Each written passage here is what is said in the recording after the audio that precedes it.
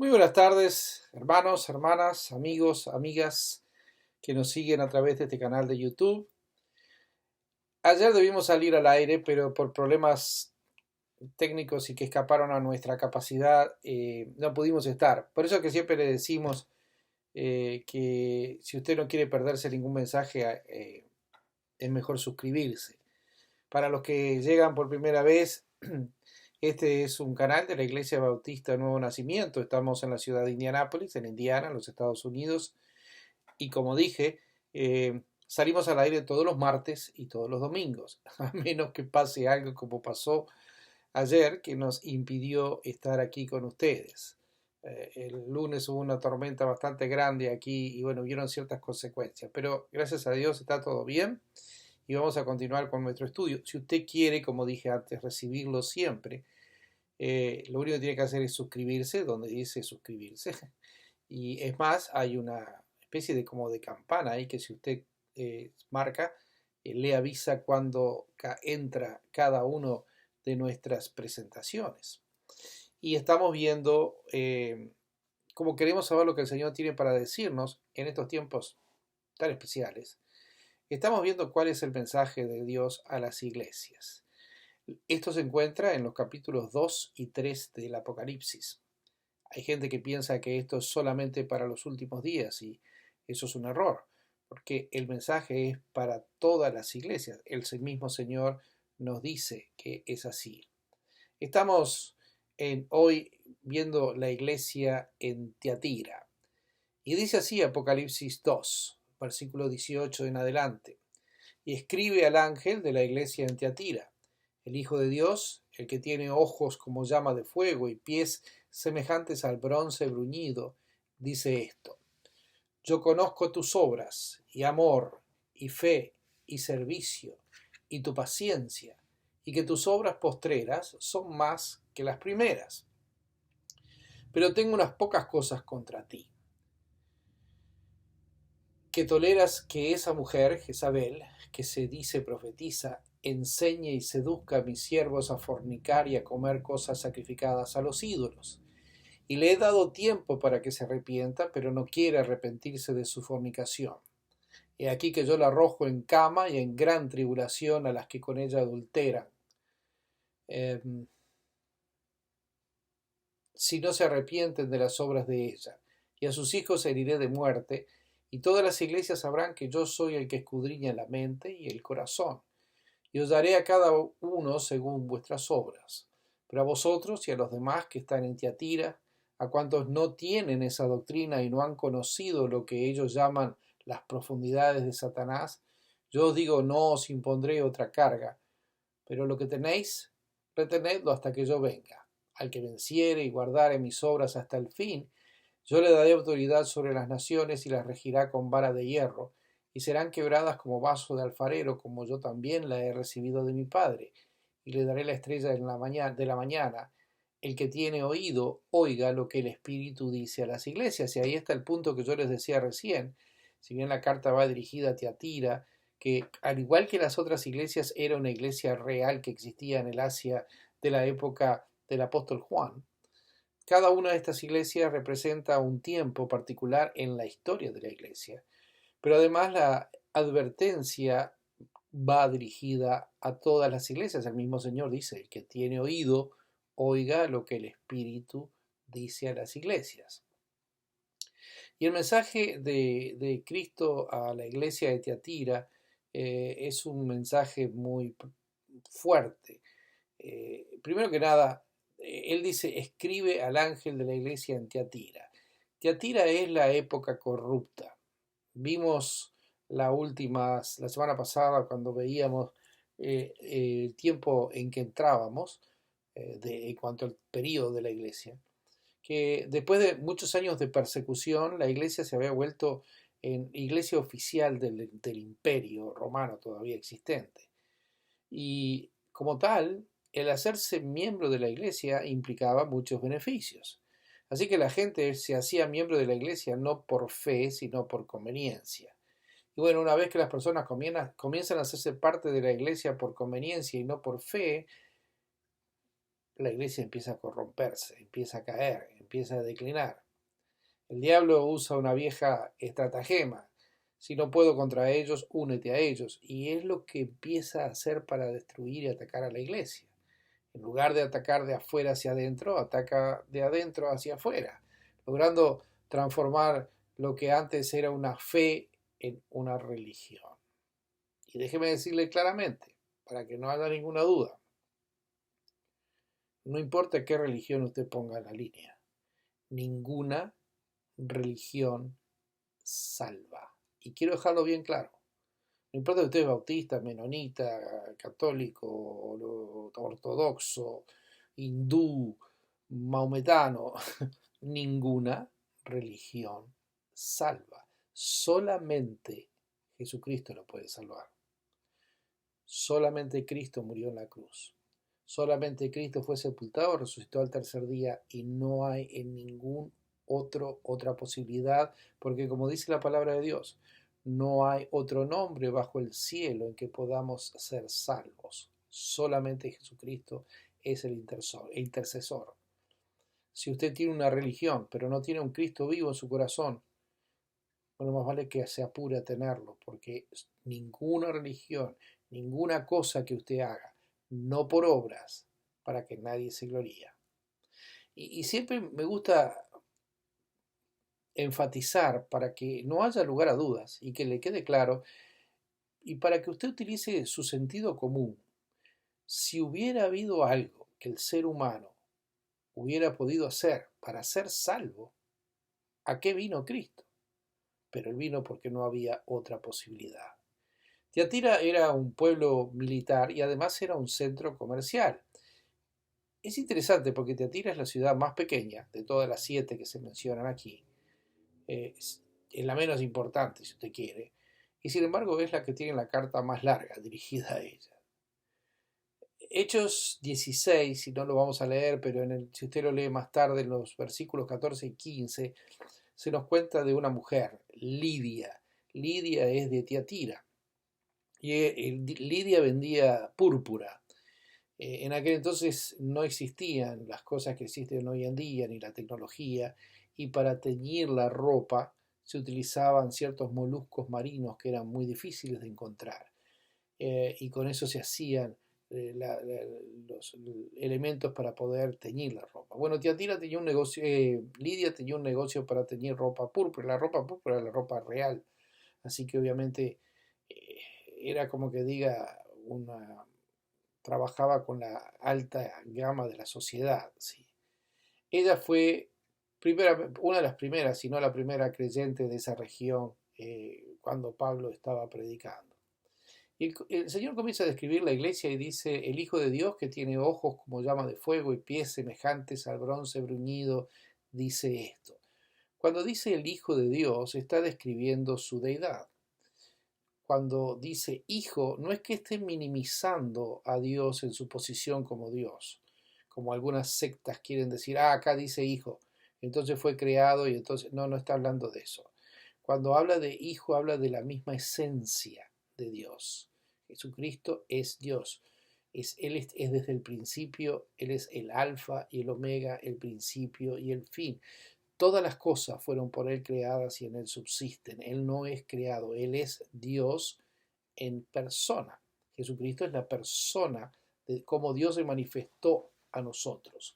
Pero la razón por qué el Señor tiene muchos títulos. Y la razón por la cual utiliza acá en particular el título El Hijo de Dios es muy significativa. Porque no olvidemos que la palabra de Dios es la palabra de Dios, es inspirada por Dios. Toda la escritura es inspirada. No hay nada, no hay una sílaba, no hay una palabra que no haya sido inspirada. Y la ciudad de Tiatira se jactaba por tener un templo a Apolos. Apolos es el dios del sol. Y Jesús le está diciendo, yo soy el Hijo de Dios. O sea, tú serás el dios del sol, pero yo soy el que creó el sol. Estoy por encima de, no está diciendo que exista un dios Apolo, pero está diciendo, ¿ustedes creen en un dios del sol? Bueno, yo soy el Dios verdadero, el que creó el sol. Es más interesante esto si usted hablara en inglés.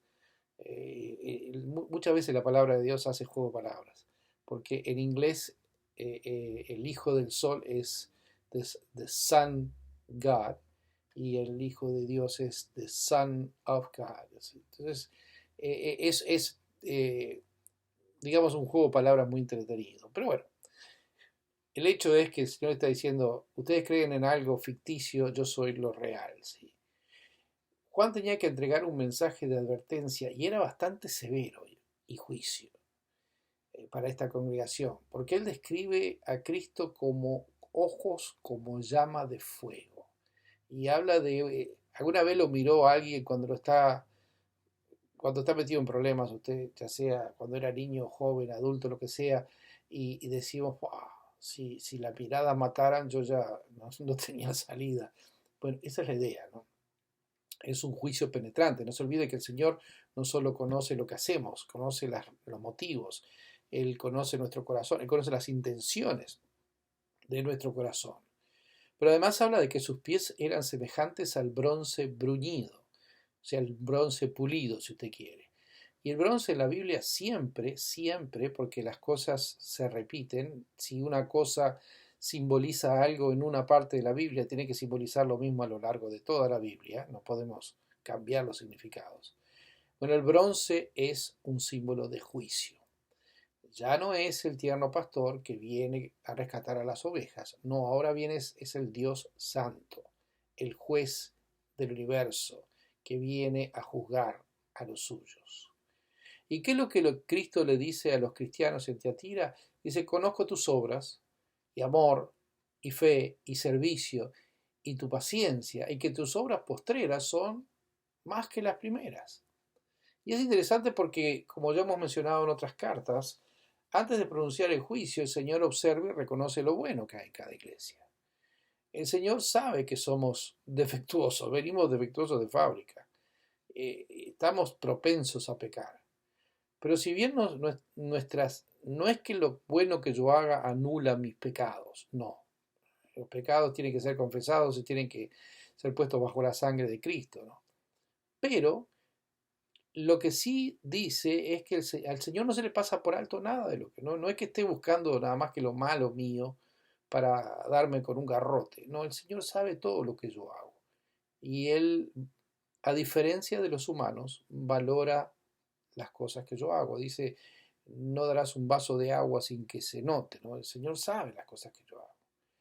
Y dice, cuando le dice conozca tus obras, vaya que tenía cosas buenas, porque tenía amor, tenía fe, tenía servicio, tenía paciencia. Y lo tenía de una forma mejor con el correr del tiempo de lo que habían tenido cuando recién empezó la iglesia. Era una iglesia modelo. Tenía 4 características o cualidades esenciales. Tenían amor el uno por el otro y amor por Cristo. O sea, no se habían enfriado como Éfeso, no habían perdido el primer amor. Además sabían lo que era servir, lo cual va ligado, porque para querer servir al Señor tengo que tener amor por los hermanos, por los demás, por los perdidos y por supuesto amor por el Señor. Entonces esta iglesia tenía amor verdadero, que no se había enfriado, que había ido en aumento, tenía servicio, tenían fe, no habían venían de una gran persecución y ahora estaban en la otra etapa, que puede ser peor, la del compromiso con el mundo quería meterlos adentro de su bolsa, pero ellos tenían fe y encima de todo tenían paciencia, o sea, sabían soportar todo lo que estaba haciendo y habían ido madurando porque dice, tus obras son aún mejores de las que eran en un principio. Y Pedro destaca, si usted lee la segunda carta de Pedro a la iglesia, que estas son características importantes para cualquier iglesia. Es más, dice Pedro en 2 de Pedro, capítulo 1, versículos 3 al 7, como todas las cosas que pertenecen a la vida y a la piedad nos han sido dadas por su divino poder mediante el conocimiento de aquel que nos llamó por su gloria y excelencia, por medio de las cuales nos han dado preciosas y grandísimas promesas, para que por ellas llegases a ser participantes de la naturaleza divina, habiendo huido de la corrupción que hay en el mundo a causa de la concupiscencia. Dice Pedro, el Señor nos dio ciertas dones para que podamos salir de la inmundicia del mundo. Y por eso dice, vosotros también, poniendo toda diligencia, poniendo todo interés, esfuerzo, por esto mismo para salir, añadid a vuestra fe virtud, a la virtud conocimiento, al conocimiento dominio propio, al dominio propio paciencia, a la paciencia piedad, a la piedad afecto fraternal y al afecto fraternal amor. Esta iglesia lo tenía todo, o por lo menos hasta aquí todo va bien. De hecho, quisiéramos todos ser como la iglesia de Tiatira, tener amor fraternal, un amor que no se enfríe, tener ese deseo de seguir sirviendo, tener fe, tener paciencia, ver madurez dentro de la iglesia. ¿Qué pastor no quisiera eso? ¿No? ¿Qué líder de la iglesia no quisiera eso? Sin embargo, el mensaje sigue, no para ahí. Y el Señor dice, pero. Qué triste que siempre tengamos que encontrar un pero en nuestra vida como creyentes. Qué lindo sería si solo tuviera elogios el Señor para nosotros. Sin embargo, siempre hay un pero. Pero los peros del Señor, los peros que Él nos da, no son para destruirnos, no son para desanimarnos, como lo hace el mundo. El Señor nos da estos peros con la intención de que abramos los ojos y que podamos cambiar y que salgamos de lo que está mal y comencemos a hacerlo bien. Y Él nos marca los errores mientras hay tiempo para corregirlo. Como dije, para que podamos cambiar nuestra actitud y así obtener una victoria completa. Dice, pero tengo unas pocas cosas contra ti. Y cuando Cristo empieza a hablar así, cuidado, dice que toleras a esa mujer Jezabel. Si te recuerda, Jezabel era la esposa de Acab, aquel rey perverso en el período de Elías, el profeta. Y el nombre aquí es obviamente simbólico, porque Jezabel fue una reina idólatra que tentó a Israel a agregar adoración a los ídolos de Baal en sus ceremonias religiosas y fue apartando al pueblo y utilizaba esto para que no perdieran su trabajo, para que no perdieran empleo, ¿no? Y Dios compara la iglesia, es muy interesante la comparación que hace Dios entre la iglesia de Éfeso y la iglesia de Tiatira, porque la iglesia de Éfeso habían perdido su primer amor, pero eran muy fuertes en juzgar a los falsos maestros, mientras que los miembros de la iglesia de Tiatira eran fuertes en el amor, pero eran tolerantes con la doctrina falsa. Y las dos, dice el Señor, abran los ojos, abran los ojos. Tenemos que ser una iglesia que tiene un amor ferviente, pero tenemos que ser una iglesia que cree y vive la palabra de Dios. Dice que enseña y seduce a mis siervos a fornicar y comer cosas sacrificadas a los ídolos. Describe el Señor un pecado específico de esta mujer Jezabel. Es un espíritu maligno que lamentablemente todavía opera en las iglesias. Nosotros no podemos ser influenciados por las enseñanzas falsas del mundo, sino que nosotros debemos influenciar al mundo con la palabra de Dios. No seas transformados por el mundo, no entremos al molde, sino nosotros tenemos que transformar al mundo. Pablo advierte muchas veces a su hijo espiritual Timoteo de los cuidados que hay que tener esto. Primera de Timoteo 4 dice, pero el Espíritu dice claramente que en los postreros tiempos algunos apostatarán de la fe, escuchando a espíritus engañadores y a doctrinas de demonios, por la hipocresía de mentirosos, que teniendo cauterizada la conciencia prohibirán casarse y mandarán abstenerse de alimentos que Dios creó, que con acción de gracias participasen de ellos los creyentes y los que han conocido la verdad, porque todo lo que Dios creó es bueno y nada es de desecharse si se toma con acción de gracias, porque la palabra de Dios, por la palabra de Dios y por la oración es santificado. Dice, en los últimos tiempos van a entrar engañadores, van a entrar gente que va a agregar cosas, va a agregar obras, va a agregar ritos, va a agregar costumbres, va a agregar tradiciones a la fe. Dice, no los toleres, no los toleres. Segundo de Timoteo, podría leer muchos pasajes, pero no quiero alargarlo.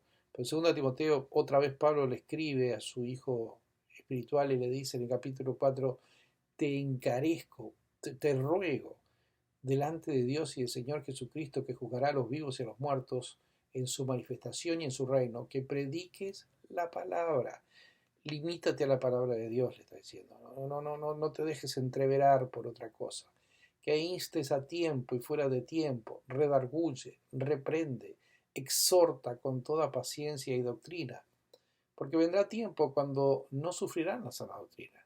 Van a decir, está loco, es pesado este hombre, siempre está con lo mismo, ¿sí? Es un fanático, ¿sí? Sino que teniendo comezón de oír, se amontonarán maestros conforme a sus propias concupiscencias, apartarán de la verdad el oído y se volverán a las fábulas. Y váyase en estos días, eso ya es una fuerte realidad. Satanás ha confundido a la gente con todo tipo de enseñanzas falsas. Por eso más que nunca debemos, como dice Pablo, esforzarnos en estudiar la palabra de Dios, para que ella, la palabra de Dios, solamente la palabra de Dios, sea nuestra guía y no las falsas filosofías del mundo. Y dice el Señor, y le he dado tiempo para que se arrepienta. Porque el Señor, a pesar de ser juez justo, sigue siendo misericordioso, pero no quiere arrepentirse de su fornicación. Quieren seguir en sus mentiras, sus creencias, su falsedad, en la parte que hace sentir al hombre más importante que a Dios. Y la razón por la cual el Señor la compara con fornicación es que para él la iglesia es su esposa. Cuando seguimos o nos mezclamos con cualquier otra creencia, tradición o cualquier cosa contraria a la palabra de Dios, estamos siendo desleales con nuestro esposo, el Señor. Pero como dije antes, el Señor no nos muestra solo el error, nos muestra también la salida. Y la salida es muy sencilla. Arrepiéntete, da marcha atrás, estás yendo por el camino equivocado. Cambia de rumbo, cambia de ruta, vuelve al camino original. Olvídate de todas las falsas filosofías e ideologías del mundo y enfócate en lo que dice la palabra. No podemos dejar que las filosofías, habladurías o tradiciones del mundo nos aparten de la fe viva que es en Cristo Jesús y solamente en Cristo Jesús. Nosotros no creemos en una iglesia, no creemos en un ser humano, no creemos que un sacrificio o una ofrenda de algún tipo que podamos hacer pueda hacer nada. Nosotros creemos en un Dios que se manifiesta en tres personas, Padre, Hijo y Espíritu Santo, un solo Dios. Creemos en la obra que Jesús hizo en el Calvario y en nada más. Y creemos que su sacrificio es suficiente y capaz de limpiarnos de todo pecado. Santiago 4 nos dice que Él es un Dios celoso, requiere y merece toda nuestra adoración. Ahora, ¿qué quiere decir con que la va a arrojar en la cama? Bueno, si usted ha tomado la cena alguna vez y el predicador, el ministro, leyó el pasaje de 1 Corintios 11, recordará que Pablo habla en la cena del Señor que hay muchos creyentes que están enfermos y algunos duermen. Dios no es algo que podamos nosotros tomar livianamente o que podamos jugar con Él. Tenemos que tomarlo muy en serio. Dios es Dios. Sí, es un Dios de amor, pero no deja de ser Dios.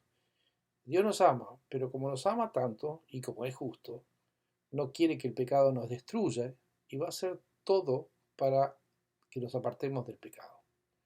Primeramente nos advierte, no hagas esto, arrepiéntete, no hagas, pero luego nos disciplina. Y la disciplina va en aumento.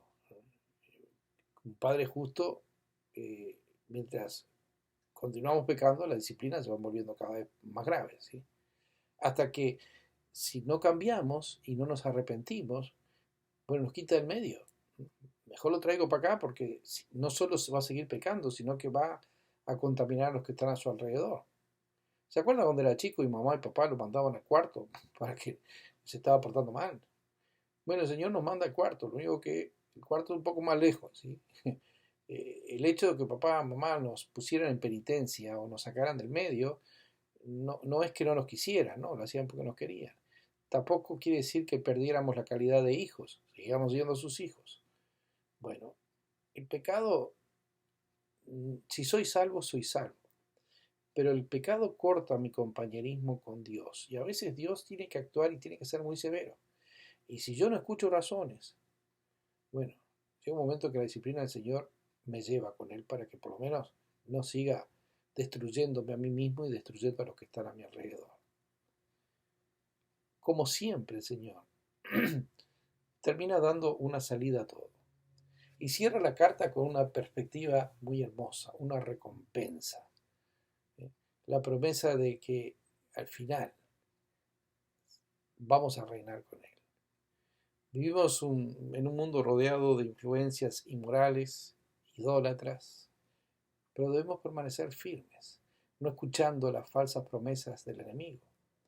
Recuerde que el Señor, el Creador, su Dios, su Salvador, le dice que si usted permanece firme, un día reinará con Él. Y realmente difícil de soñarlo, imaginarlo, pero la recompensa vale la pena. No escuche las mentiras del diablo, que solo quiere destruirlo. Afiáncese, fortalézcase, afírmese, apóyese en las promesas de su Salvador, que le ama y dio su vida por usted. Que el Señor le bendiga.